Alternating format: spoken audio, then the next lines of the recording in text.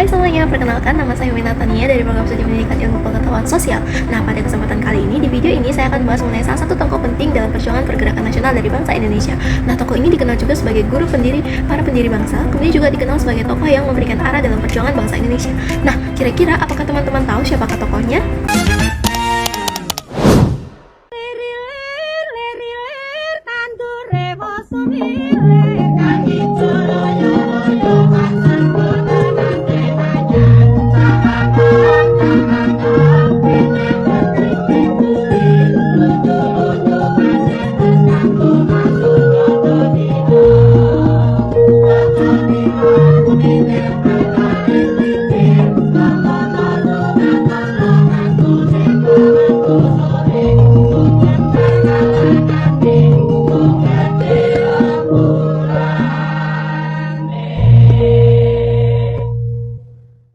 Nah, benar sekali. Pada kesempatan kali ini kita akan membahas mengenai satu tokoh yang bernama Hasto Cokro Aminoto. Beliau merupakan salah satu tokoh penting dalam perjuangan pergerakan nasional dari bangsa Indonesia. Nah, pada kesempatan kali ini kita akan membahas mengenai asal-usul beliau, mulai dari latar belakang keluarganya, kemudian juga pendidikannya, jabatan dan posisinya pada masa itu, karakter dan kehidupannya sebelum dan sesudah meninggalkan kehidupan sebagai seorang priai. Kemudian juga kita akan bahas mengenai perjuangan apa saja yang telah dilakukan untuk Indonesia, serta perannya pada perjuangan kemerdekaan Indonesia secara ringkas melalui organisasi yang ditekunnya pada masa itu, yaitu Sarekat Islam. Kita juga akan lihat bagaimana Allah dalam providensianya yang mendapat bekerja melalui siapa saja untuk menyertai dan menuntun perjalanan dari bangsa Indonesia menuju kemerdekaan dan kebebasan dari bangsa Indonesia.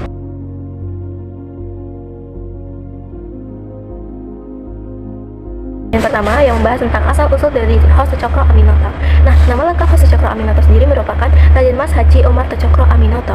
Awalan Raden Mas tadi menunjukkan bahwasannya beliau itu berasal dari keluarga bangsawan Jawa, yaitu yang biasa disebut dengan priai. Beliau lahir dan besar dengan status keluarga yang tinggi yang sudah sangat lama berhubungan dengan pemerintah tradisional maupun kolonial pada masa itu.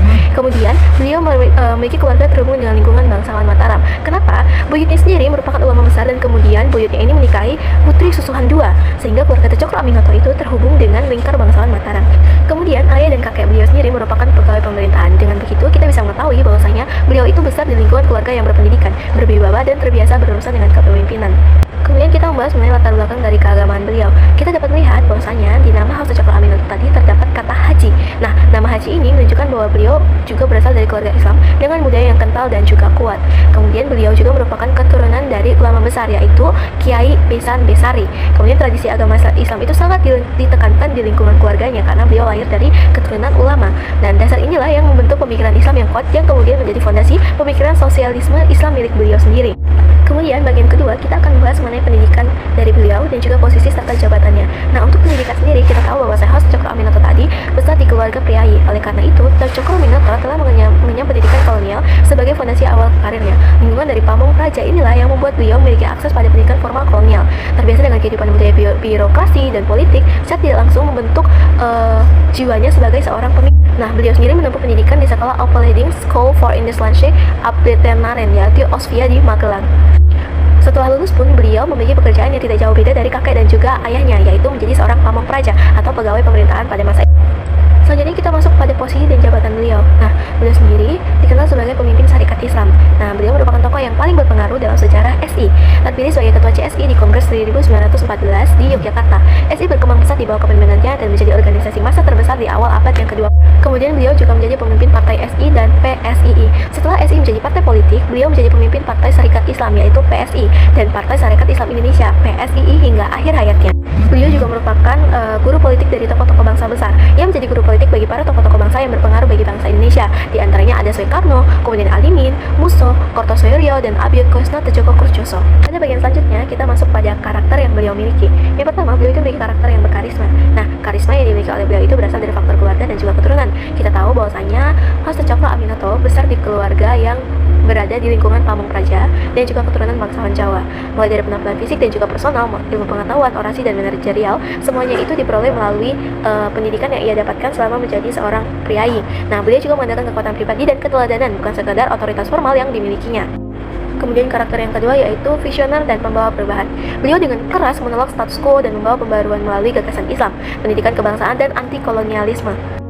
Selanjutnya, beliau memiliki karakter pendidik dan pemikir. Beliau mencampurkan ide nasionalisme, demokrasi, dan juga kesetaraan dalam pendidikan. Beliau juga aktif menulis dan berdiskusi. Hal inilah yang menginspirasi para muridnya karena kecerdasan dan kedalaman ilmu yang dimilikinya. Kemudian beliau juga memiliki karakter yang tegas, disiplin, dan juga organisator ulung. Beliau mampu mengambil kebijakan yang disiplin dan tegas saat terjadi infiltrasi komunis ke SI. Kemudian juga mampu melakukan manajerial yang baik untuk dapat menggerakkan organisasi hingga sampai ke pelosok-pelosok. Beliau juga memiliki karakter teladan. Beliau dianggap sebagai ratu adil oleh sebagian pengikutnya karena integritas serta moralitas yang dimilikinya. Beliau juga memiliki kehidupan yang sederhana meskipun hidup sebagai pemimpin organisasi besar dan dihormati oleh banyak orang. Nah, pertama-tama teman-teman, apakah teman-teman tahu apa itu yang dimaksud dengan Ratu Adil? Ratu Adil itu adalah sebuah figur mesianis dalam kepercayaan Jawa yang dipercaya akan datang pada masa kekacauan atau ketidakadilan untuk membawa keadilan, kemakmuran, dan ketertiban bagi rakyat. Nah, pada masa itu, sebagian rakyat itu menganggap Hoste Cokroaminoto itu sebagai sosok yang mendekati gambaran Ratu Adil karena kepemimpinannya yang tegas, pembelaannya terhadap rakyat-rakyat kecil, serta kemampuannya untuk membangkitkan harapan di tengah penindasan kolonial. Kita sudah mengetahui bahwasanya Hoste Cokroaminoto itu merupakan seorang priayi. Di kesempatan kali ini, kita akan mengetahui apa sih alasan beliau meninggalkan kehidupannya sebagai seorang priayi. Nah, alasan utama beliau meninggalkan gelar priayi itu yang pertama karena beliau menganggap bahwasanya gelar yang dimilikinya itu tidak mencerminkan jalan hidup yang ingin ditempuhnya. Kemudian, beliau ingin menyatu dengan rakyat kecil dan menghapus jarak sosial yang ada. Beliau saat ini menyatu dengan rakyat kecil yang menjadi pusat perjuangannya. Tetapi, karena sebagai seorang bangsawan, beliau itu tidak dapat menyatu dengan rakyat kecil karena adanya jarak sosial tadi. Beliau merasa tidak merasakan bagaimana menjadi rakyat biasa. Maka dari itu, beliau itu merasa tidak layak untuk menyandang gelar seorang priayi. Kemudian beliau menegaskan bahwa kepemimpinan itu lahir dari integritas moral bukan karena keturunan. Dengan meninggalkan hal-hal tersebut, beliau ingin menunjukkan bahwasanya kepemimpinan sejati itu tidak datang dari garis keturunan, melainkan dari integritas moral dan juga komitmen perjuangan rakyat. Nah, bagaimana kehidupannya setelah meninggalkan gelar priayi? Setelah meninggalkan gelar priayi, beliau menikmati hidup yang sederhana. Beliau tidak lagi menikmati fasilitas dan hak serta gaya hidup sebagai seorang priayi. Kemudian beliau juga tidak memiliki harta maupun kekayaan. Kemudian tidak tertarik pada status sosial ataupun uang. Beliau juga dapat merasakan menyatu dengan rakyat kecil seperti impiannya. Kemudian beliau juga mengabdikan hidupnya sepenuhnya pada perjuangan pergerakan tanpa adanya status sosial yang berbeda. Kemudian juga beliau mendapatkan wibawanya yang berasal dari kepribadian atau karisma pribadinya. Beliau juga dipandang sebagai sosok yang bermoral tinggi seperti kita bilang tadi, seorang ratu adil. Kemudian beliau juga menjadi teladan bagi banyak muridnya. Selanjutnya kita akan membahas mengenai proses perjuangan dan kepemimpinan yang dimiliki oleh Hoste Cokroaminoto ketika dia menjadi ketua SI. Di dalam Serikat Islam, beliau melakukan transformasi. Kita perlu mengetahui bahwasanya Serikat Islam awalnya bergerak di ranah ekonomi yang didirikan oleh para pedagang batik dengan tujuan untuk melindungi kepentingan ekonomi dari persaingan dagang yang ada, terutama dari para pedagang Tionghoa. Namun ketika Cokroaminoto masuk ke dalam Serikat Islam diarahkan menjadi sebuah organisasi politik nasional. Nah, beliau melihat potensi masa SI untuk perjuangan rakyat dan juga kebangsaan. Beliau melihat bahwasanya potensi masa yang dimiliki oleh SI bukan hanya sekedar untuk bergerak di bidang ekonomi, tetapi mampu bergerak di bidang politik yang kuat. Kemudian beliau juga melakukan identifikasi potensi dari SI. SI memiliki keanggotaan yang besar dari berbagai lapisan masyarakat. Cokroaminoto melihat ini sebagai kekuatan yang dapat diarahkan untuk, yang pertama, untuk meningkatkan kesadaran politik dari rakyat, kemudian memperjuangkan hak rakyat pada masa kolonial, kemudian membangun semangat perjuangan kebangsaan. SI memiliki pengaruh langsung ke masyarakat yang tidak dimiliki organisasi lain pada masa itu. Karena terdiri dari berbagai lapisan, SI itu memiliki pengaruh langsung ke masyarakat. Hal inilah yang belum dimiliki oleh banyak organisasi-organisasi yang berdiri pada masa itu. Selanjutnya, Hoste Cokroaminoto melakukan perubahan tujuan dan orientasi dari SI. Cokroaminoto mulai mengubah arah tujuan dari SI yang semula fokus pada bidang perekonomian menjadi perjuangan politik. Beliau memulainya dengan perubahan nama, yaitu dari nama SDI menjadi SI, agar organisasi ini dapat terbuka untuk seluruh pribumi muslim, tidak hanya sekedar pedagang saja. Kemudian beliau juga melakukan penyusunan ulang AD atau ART dari SI, sehingga pemerintah Belanda mengakui SI sebagai salah satu badan hukum. Setelah Cokroaminoto melakukan semua hal itu, SI mulai melakukan kritik kebijakan yang dikeluarkan pada masa kolonial, kemudian membicarakan ketidakadilan sosial yang terjadi, dan juga menyuarakan perlawanan terhadap penindasan yang dilakukan oleh Belanda pada masa kolonial. Dengan langkah-langkah ini, SI pada masa itu tidak hanya fokus pada bidang ekonomi, tetapi telah membantu mencerdaskan rakyat tentang nasionalisme. Selanjutnya, Cokroaminoto memperluas keanggotaan dan melakukan mobilisasi nasional pada Serikat Islam. Anggota SI bertambah puluhan hingga ratusan ribu dan cabang SI terbuka begitu banyak hingga keluar dari Pulau Jawa. Beliau memimpin banyak sekali kongres-kongres besar untuk memperkuat posisi SI sebagai organisasi nasional yang pertama. Ia juga menyebut pertemuan mereka dengan Kongres Nasional 1916. Hal inilah yang semakin mempertegas bahwasanya SI bukan hanya sekedar aliansi perdagangan lokal, tetapi sebuah organisasi yang dapat mencetak kesadaran bangsa. Kemudian Tjokro Aminoto menanamkan nasionalisme dan juga pendidikan politik melalui Serikat Islam. Beliau memulai dengan menanamkan ideologi-ideologi yang beliau miliki, mulai dari persatuan nasional, anti penjajah, dan solidaritas umat Islam. Ia memperkenalkan gagasan-gagasan perjuangan melawan banyak penindasan kolonial dan pentingnya sebuah persatuan sebagai bentuk kekuatan nasional. Beliau juga mengajarkan nilai harga diri, kesetaraan, dan pendidikan politik terhadap rakyat-rakyat kecil. Beliau menyampaikan gagasan persatuan umat Islam sebagai kekuatan politik untuk membakar semangat anti penjajah dari rakyat. Tjokro Aminoto memanfaatkan SI menjadi wadah untuk mendidik rakyat mengenai pendidikan politik, melakukan penyadaran mengenai harga diri dan kesetaraan serta pembentukan karakter bangsa berdasarkan nilai-nilai Islam. Beliau juga menerapkan disiplin tegas untuk menjaga SI tetap pada jalur nasional religius sehingga ia menahan infiltrasi dari komunis. Dalam kepemimpinannya, ia menerapkan disiplin tegas agar SI tetap fokus pada jalur nasionalisme religius, bukan dengan jalur ideologi lain. Dari semua jasa yang telah dilakukan oleh Tjokro Aminoto, dia paling berpengaruh dalam menjadikan Serikat Islam sebagai gerakan politik kebangsaan yang mampu membangkitkan kesadaran nasional, sekaligus melahirkan generasi pemimpin utama Indonesia. Beliau sebagai guru-guru politik bagi para bapak-bapak bangsa kita. Dampak dari perjuangan Tjokro Aminoto melalui SI mampu berkembang menjadi organisasi politik terbesar di masa Hindia Belanda. Kemudian beliau juga telah melahirkan banyak pemimpin nasional melalui ilmu-ilmu yang dia berikan kepada para pemimpinnya nasional. SI menjadi organisasi pertama yang memakai istilah nasional dalam gerakannya. Kemudian, beliau berperan menjadikan SI sebagai gerakan politik kebangsaan yang telah membangkitkan kesadaran nasional Indonesia, terutama pada rakyat-rakyat kecil. Dari sini kita dapat melihat perjuangan nyata dari Tjokro Aminoto, mulai transformasi besar dalam Serikat Islam, di mana ia telah mengubah SI yang awalnya menjadi dari organisasi ekonomi menjadi organisasi politik yang berkembang pesat dan menjadi organisasi terbesar di Hindia Belanda. Beliau juga memperluas pengaruh SI sehingga menjadi kekuatan nasional yang diperhitungkan.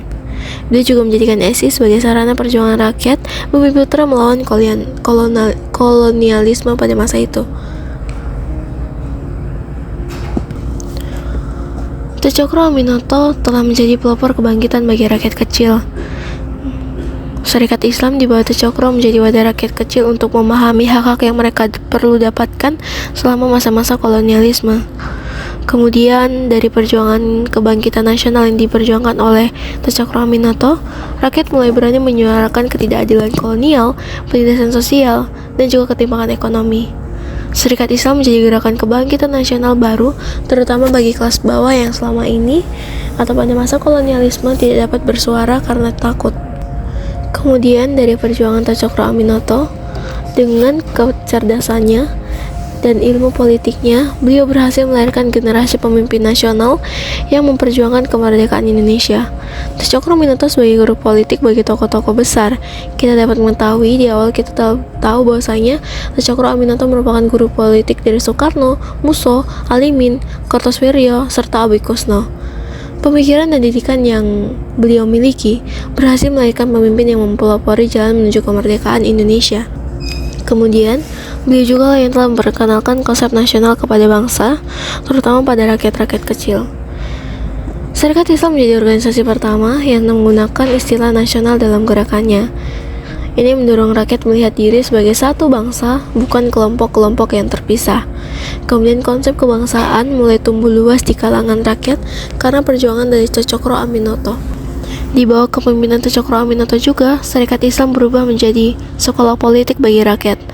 Sehingga tidak hanya kaum pria saja yang dapat merasakan sekolah politik atau memiliki ideologi terbuka, tetapi rakyat-rakyat kecil pun dapat memiliki ideologi terbuka di bawah kepemimpinan Tjokro Aminoto. Di bawah bimbingan Tecokro, SI menjadi tempat pendidikan politik rakyat kecil, kemudian juga pembentukan kesadaran harga diri dan kesetaraan.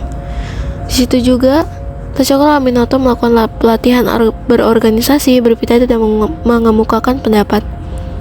Serikat Islam telah menjadi tempat lahirnya kader-kader bangsa dengan arah perjuangan yang jelas. Dengan demikian, Tecokro Aminoto telah membuka perjuangan bangsa dan membawa arah perjuangan ke arah yang lebih jelas lagi. Melalui perjuangannya juga, Serikat Islam berubah menjadi wadah perjuangan Islam modern berkebangsaan. Serikat Islam memadukan nilai Islam dengan semangat kebangsaan modern. Hal ini mengajarkan bahwa perjuangan politik itu dapat berjalan seiring dengan nilai norma, keadilan, dan persatuan umat. Tecokro Aminoto berhasil menyalakan api keberanian dari rakyat-rakyat kecil, membangkitkan semangat nasionalisme yang awalnya tidak ada dalam hati rakyat kecil, dan beliau telah berhasil menegaskan arah perjuangan bangsa menuju kemerdekaan yang cerah. Selanjutnya kita akan melihat mengenai providensia Allah bagi bangsa Indonesia, bagaimana Allah menyertai dan memelihara bangsa Indonesia dari zaman kolonialisme hingga zaman penjajahan. Pertama, kita harus melihat bahwasanya perjuangan nasional dari Tecokro Aminoto bukan sekedar rangkaian peristiwa politik saja, tetapi menjadi ruang di mana Allah berkarya melalui manusia. Allah memperlihatkan penyertaannya bagi umat manusia melalui perjuangan nasional yang dilakukan oleh Tecokro Aminoto. Kemudian kita mengetahui bahwa Allah dapat memakai siapa saja untuk menghadirkan kebaikan bagi umat manusia, termasuk bagi bangsa Indonesia.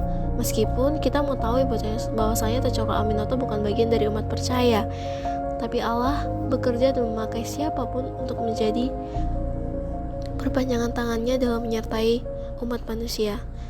Di tengah penindasan kolonial dan keterbelakangan rakyat, Allah berhasil memakai Tecokro Aminoto untuk memberikan semangat bangsa, memperjuangkan keadilan, serta mempersatukan rakyat melalui syarikat Islam. Dari sini kita dapat melihat bahwasanya Allah tetap bekerja dan memelihara umat manusia. Kemudian Allah juga memakai Tecokro Aminoto dengan kepemimpinannya untuk melahirkan generasi pemimpin nasional yang kedepannya akan memperjuangkan kemerdekaan Indonesia. Melalui nilai-nilai moral dan keteladanan Tecokro Aminoto, Allah menanamkan persatuan, perjuangan, dan pengharapan bagi bangsa. Hal ini menunjukkan bahwasanya Allah itu berdaulat atas segala sesuatu dalam kehidupan manusia, dan Ia memakai siapa saja dalam pemeliharaannya untuk mempersiapkan dan membentuk karakter bangsa Indonesia menuju kemerdekaan. Kemudian di akhir kita akan membahas kesimpulan dari seluruh hasil presentasi yang telah diungkapkan tadi. Kita dapat melihat bahwasanya host Tecokro Aminoto itu memiliki peran yang sangat besar dalam mentransformasi syarikat Islam dari yang awalnya hanya gerakan ekonomi, kemudian menjadi gerakan politik nasional yang mampu membangkitkan kesadaran dari rakyat-rakyat kecil. Di bawah kepemimpinannya, syarikat Islam berubah menjadi wadah perjuangan rakyat kecil, tempat pendidikan mulai dienyam, media pendidikan politik, pendidikan ideologi-ideologi, serta lahan subur bagi lahirnya pemimpin-pemimpin bangsa yang berpengaruh dalam sejarah Indonesia. Perjuangan Tecokro Aminoto bukan hanya rangkaian tindakan politik semata, tetapi kita dapat melihat dan kita dapat memahami bahwasanya perjuangan Tecokro Aminoto merupakan bagian dari karya Allah dalam sejarah, terutama dalam kehidupan manusia, di mana Allah berhasil memakai Tecokro Aminoto sebagai alat untuk menghadirkan keadilan, persatuan, dan semangat bangsa. Melalui kiprah dan keteladanannya ini, Allah memelihara bangsa Indonesia, membentuk karakter rakyat, dan mempersiapkan jalan menuju kemerdekaan serta fondasi kebangsaan yang sangat kuat. Dari sini kita dapat melihat bahwasanya Allah dengan kuasanya tidak meninggalkan manusia begitu saja, tetapi Allah tetap memelihara manusia dalam penyertaannya. Dalam kedaulatannya, Allah terus bekerja untuk kehidupan manusia. Demikianlah hasil presentasi yang dapat saya sampaikan pada hari ini. Ini berikut adalah referensi yang saya gunakan. Terima kasih.